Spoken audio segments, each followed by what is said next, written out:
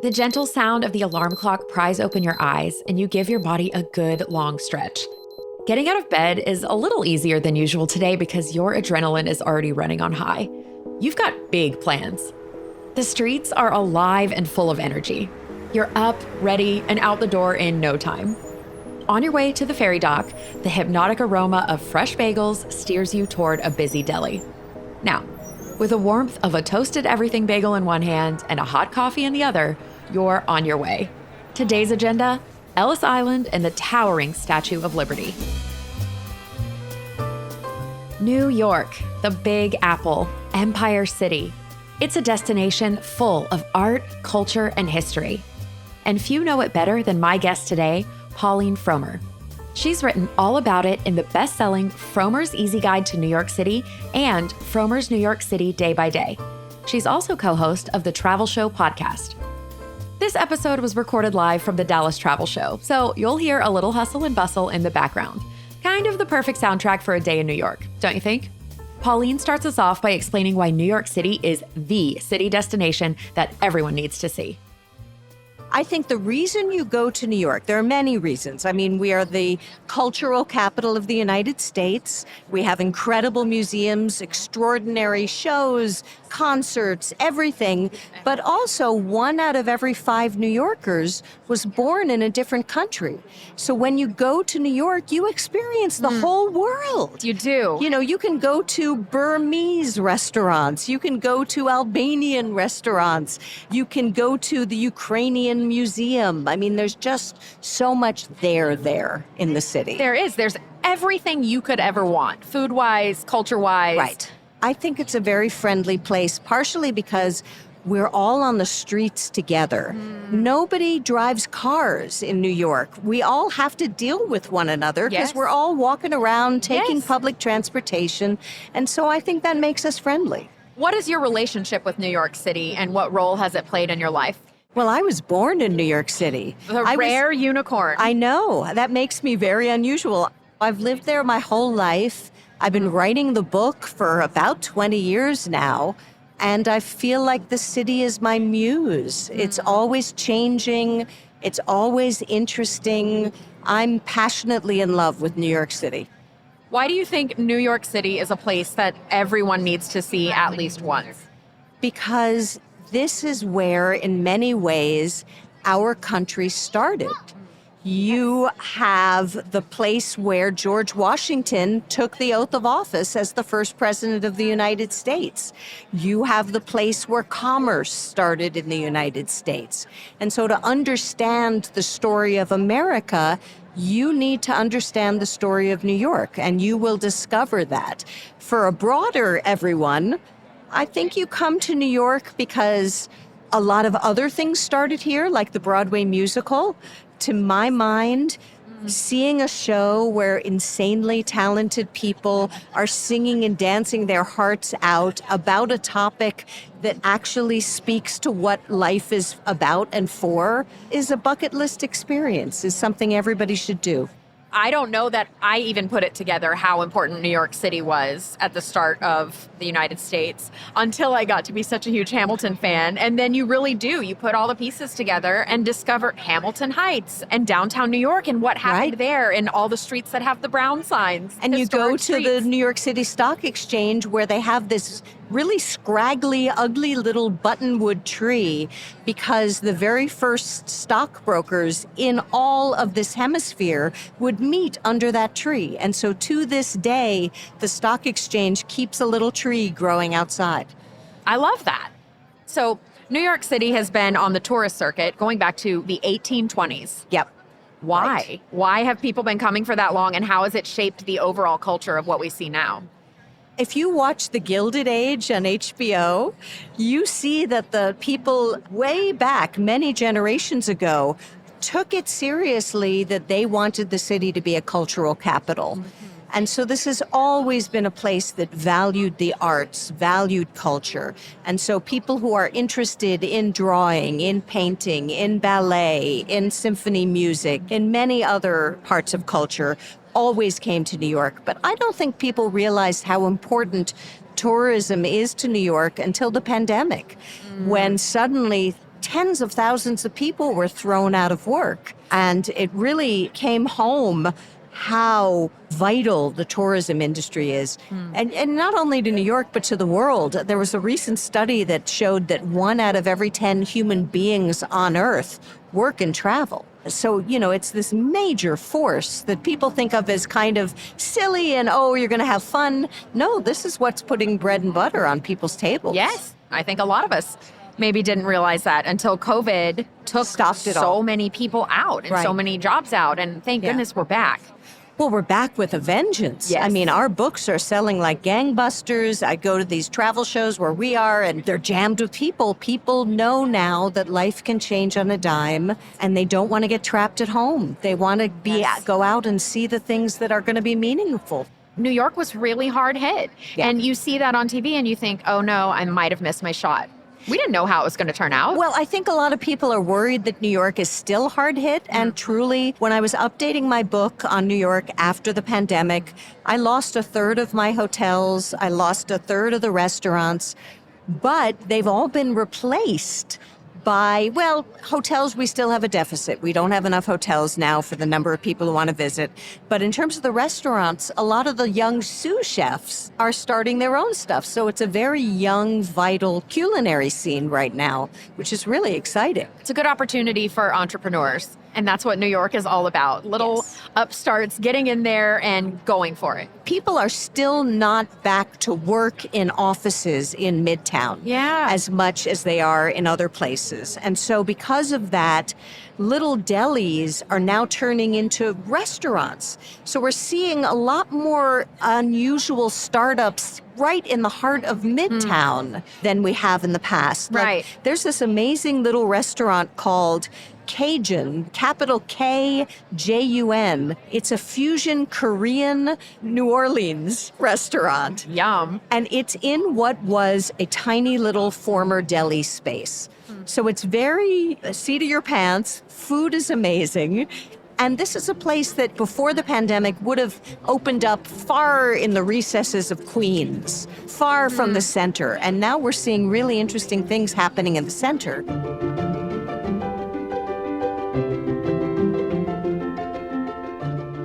There's a big cultural and economic shift that is still happening post-pandemic.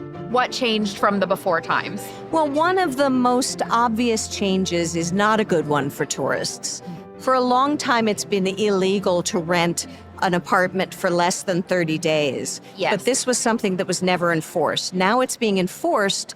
And so overnight, we went from, I think it was 40,000 Airbnb units to 7,000. Because you can still do an Airbnb if the owner lives on property, but you can't if they don't. And because of that, and also because a lot of the cheaper hotels are now being used by Mayor Adams to house migrants to the city, it's gotten much more expensive to stay in New York City. For the first time in 20 years, I'm having to recommend a lot of hotels in New Jersey. Yeah. Just to make it more affordable. At least it's easy enough to get in the city. It's easy to get on island and off, right? Yeah. I'm only recommending those hotels that have really good transportation. So you just walk a block and get on a ferry, or walk 2 blocks and get on a direct train into the city. New York, just like its famously giant slices of pizza, is a destination to take one slice at a time. If you've never been before, you cannot see everything in one visit. Right. So how do you break it up? If you're a first-time visitor, how do you approach New York City? In our guidebook, what we do is we break the city into quadrants, and we create itineraries, sample itineraries, so that you're not having to travel too much and lose too much time that way. That's so smart. For the first day, we say stay in Midtown mostly. Go to the top of the Empire State Building. We think that's the key thing to do your first day there, because the city will be laid at your feet, and you'll be able to see that it's all in a grid pattern. And then maybe dash up to the Metropolitan Museum your first day, since it's the greatest museum in our hemisphere. You might go to the public library, which has incredible architecture. You might go to Grand Central Station, and then maybe dash back down to Times Square for a Broadway show on your first night. I say go to Times Square after dark. Yeah. It looks very seedy during the day. But by law, every single building that fronts Times Square has to have a certain number of lights on it. And so that means after dark, it's like a fairyland. And that's a great way to start in New York City.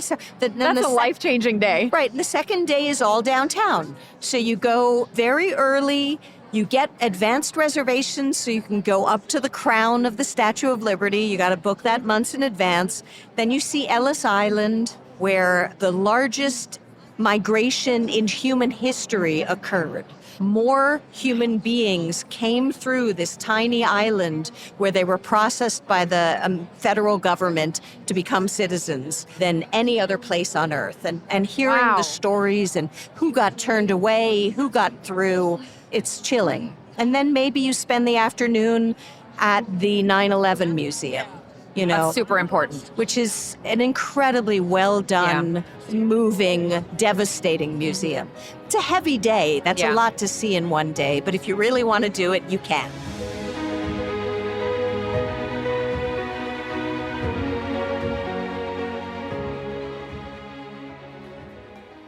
And now, the AAA Travel Minute. Nobody can predict flight delays, but with a little planning, you can prevent them from derailing your vacation.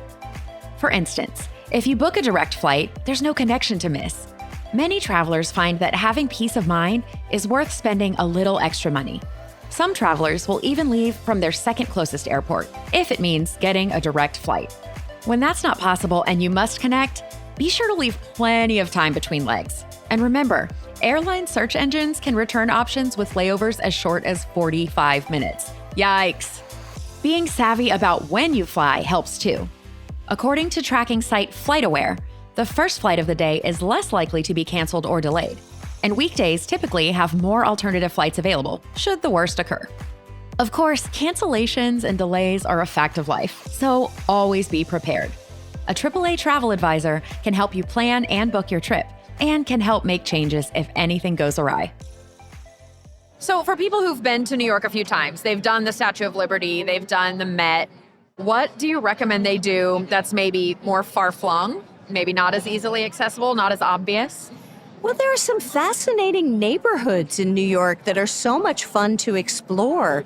Like you could spend a day out in Brighton Beach, which is where the Ukrainians and Russians moved. And you just go from fascinating Delhi to Delhi, and then you might go to Coney Island and see the rides and go to the aquarium. Or you go to some of the less well-known but still amazing museums. Like there's a museum called the Museum of the Moving Image.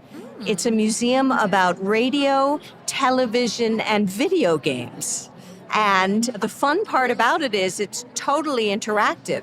And then you're out in Queens, so you might go to an ethnic restaurant for lunch, maybe an Egyptian one, maybe a Greek one. The number 7 train is considered a historic byway because it goes through this community that has people from all over the world and all corners of the globe. It's mind-boggling. There's so many museums. In 5 years that I lived there, I didn't even come close to touching all of them. And there's not only museums, there's also art galleries. There are more art galleries in New York City than anywhere else on the planet. And the fun thing about art galleries is they're free to visit. And there's an Instagram account. This woman calls herself the Thirsty Gallerina. And she lists when they're having opening parties that anybody can go to. So you go to these galleries and you get a free glass of wine. And you're walking around and seeing the art for free. I don't think you can live anywhere else and just walk out your door and have an adventure you never planned for that day. You just never know what you're going to come across, if it's a gallery show or shenanigans, or I used to remember the street food kind of festival. There's something called the Queen's Night Market that is very much like the night markets you have in Asia, where you have literally hundreds of different vendors selling foods from all around the world, and they're in little bite-sized sampling sizes. So you pay maybe $3 for pupusas from Ecuador and $4 for kebabs from Uzbekistan. It's just great. What do you think are the 3 most important travel tips you'd recommend for visitors? When you book a hotel, get a reservation you can cancel, because inevitably prices drop within a couple of days before travel. So usually you can make a reservation you can cancel within 48 hours. So that's a good way to save money. Consider getting a sightseeing pass. If you're going to see several things, those can save you money. And don't feel like you're going to have to splurge on every meal. Our pizza is great. Our bagels are great. You can have an amazing meal without paying an arm and a leg, although maybe saving up enough money for one really special meal is a good thing to do too, because we have real artists in the kitchen in New York. Do you think the Metro card is easy to use for a beginner? Would you recommend people take the subway? You can just use your phone or your credit card. How about You that? don't need a Metro card anymore. It's so easy. The way I get everywhere is I bike. And Really? there is a bike sharing system where you can pay, I think it's maybe $10 a day or something like that, and bike. And there are lanes now that are blocked off. And so I feel pretty safe biking. So is it pretty easy then to get around with public transportation, even for somebody, say, from small town USA who's never been anywhere? For the vast majority of people, so easy. And Manhattan, which is where most tourists will spend the lion's share of their time, simply because that's where the most museums are. As I said earlier, it's on a grid system. So it's really not hard to figure out. You go uptown, you go downtown. Fifth Avenue cuts the city in half. So if you're east of Fifth Avenue, it's east. If it's west, it's west.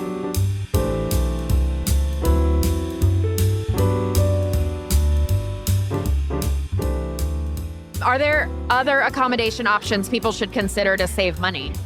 If you can come in January, February, or early March, you will pay literally 50% of what you will pay at other times of the year. And that's because it's cold. That's because it's January can be cold. really cold. Not always, though. No, lately, that's true. Lately it No, hasn't it's been that quite cold. mild Yeah. the last few years I've been there in January. It's been And most pleasant. of what you do and see in New York is indoors anyway.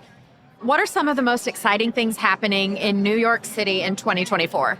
There are going to be more shows and musicals opening on Broadway than have happened in something like 20 years. The Great White Way is getting 20 new shows in 2024. It's a bonanza for visitors because those shows are going to have to discount to get people into those seats. The Frick Museum, which is one of my favorite museums in the city. It's in the former mansion of Henry Clay Frick, who was a Gilded Age baron of industry.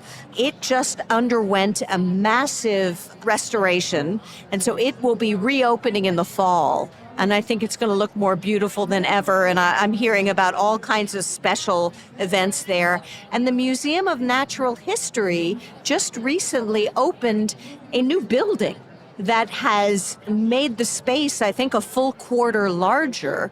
And it deals with a lot of today's issues, a lot of things surrounding climate change, really incredibly interactive exhibits. I always loved visiting that. Even if you don't have time to see everything, it's worth walking through some of these bigger museums and just being there. And they have really good tours that are included with the cost of admission that are run by volunteers. So I once took a tour with a retired dentist who took me to different parts of the museum and was discussing them by way of the teeth of what you were seeing. And it was one of the most fascinating tours I've ever been to. There's so much to learn.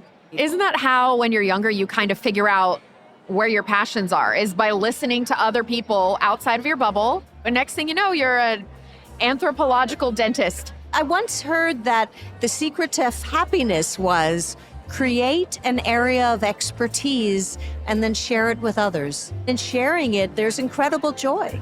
There is. And that's my relationship to New York.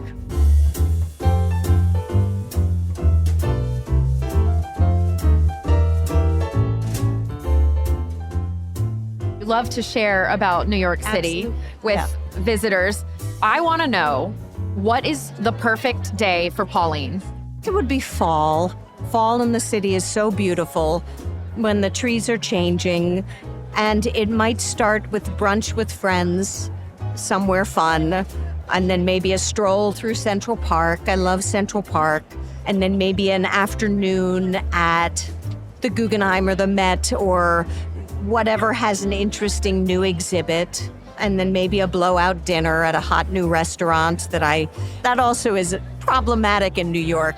Getting reservations has become a blood sport. Oh, no. I've heard that traders on Wall Street trade reservations with one another. In fact, there are websites where you pay to get a reservation, which I think is obscene. So when you get a reservation at a hot spot, it just feels like a triumph. So on my perfect day, I got that reservation and I'm getting to eat there and it doesn't disappoint. And then maybe I'd go to a show at Caveat. There's this really cool comedy club where the comedy isn't just stand-up comedians, it's more intellectual. So they get like emergency room doctors to talk about the funniest things that ever happened. Or they have linguists talking about weird words for an hour. That's fun. Yeah, it's really an interesting place. That's what I love about New York. You never know what you're going to stumble upon. Pauline Frommer, thank you for joining us. And thank you, our listeners, for being with us. If you're planning a trip, be sure to connect with a AAA travel advisor. Check out AAA.com/travel or visit your local branch. This podcast is a production of Auto Club Enterprises. If you enjoyed it, please subscribe and leave us a review. I'm Angie Orth. Thank you for traveling with AAA.